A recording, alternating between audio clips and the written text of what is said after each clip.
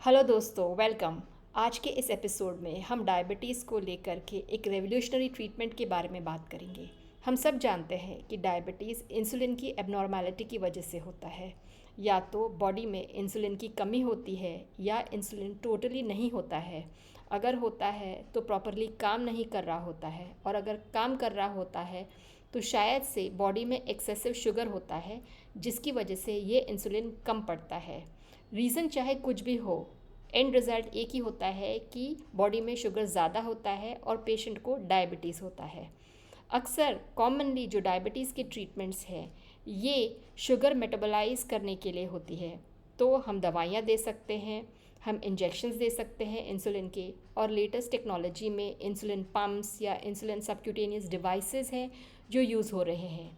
लेकिन अब जो नई रिसर्च है वो एक टोटली नई रेवोल्यूशनरी टेक्नोलॉजी ला रही है जिससे डायबिटीज़ क्योर हो सकता है। तो आइए हम जानते हैं।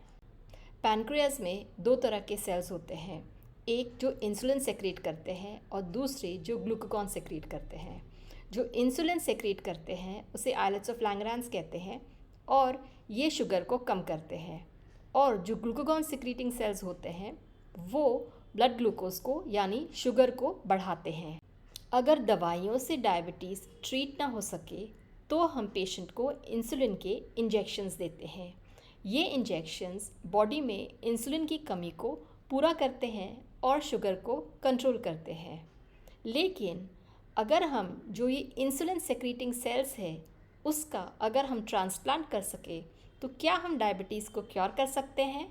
आइए हम जानते हैं।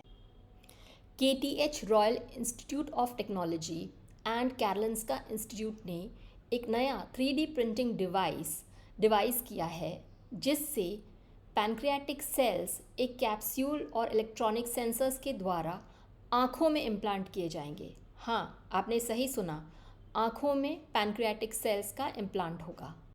ये एक तरह की सेल बेस्ड थेरेपी है जो टाइप 1 और टाइप 2 डायबिटीज़ दोनों को ट्रीट कर सकेगी। इस तरह की थेरेपी में ऑर्गेनॉइड्स का इस्तेमाल होता है। An organoid is a miniaturised and simplified version of an organ produced in vitro in 3 dimensions that mimics the key functional, structural and biological complexity of that organ.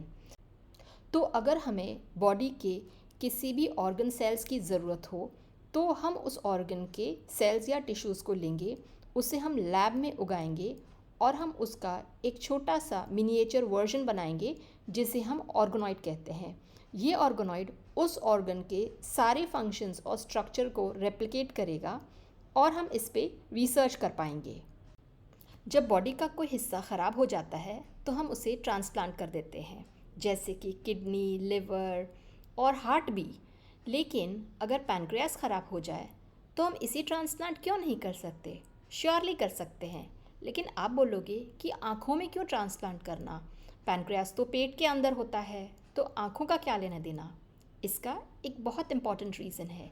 जब भी हम ट्रांसप्लांट करते हैं तो बॉडी की टेंडेंसी होती है कि वो ट्रांसप्लांट टिश्यू को रिजेक्ट करे और एक इम्यून रिस्पॉन्स माउंट करे जिससे ट्रांसप्लांटेड सेल्स रिजेक्ट हो सकते हैं। आँखों में ये इम्यून रिएक्शंस होने की प्रोबेबिलिटी बहुत कम होती है। इसीलिए साइंटिस्ट ने आँखों के एंटीरियर चेम्बर यानी आइरिस और कॉर्निया के बीच की जगह में ये पैनक्रियाटिक टिश्यूज़ को एक्सपेरिमेंटली ट्रांसप्लांट किया है और ये सक्सेसफुल भी हुआ है। दूसरा रीज़न ये है कि किसी भी ट्रांसप्लांट टिश्यू को अगर हमें इंस्पेक्ट करना है तो अगर वो पेट के अंदर है तो हमें उसे दूरबीन से ऑपरेशन करके देखना पड़ेगा।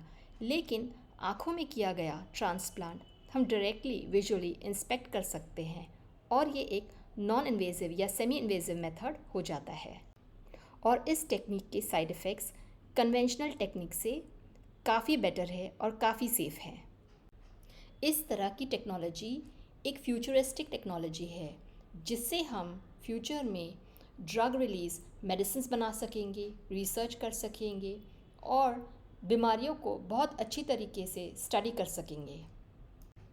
है ना काफ़ी रेवोल्यूशनरी टेक्नोलॉजी? उम्मीद करती हूँ कि आज का एपिसोड आपको पसंद आया होगा। अगर पसंद आया है तो लाइक, सब्सक्राइब और शेयर कीजिए। And thank you so much for watching.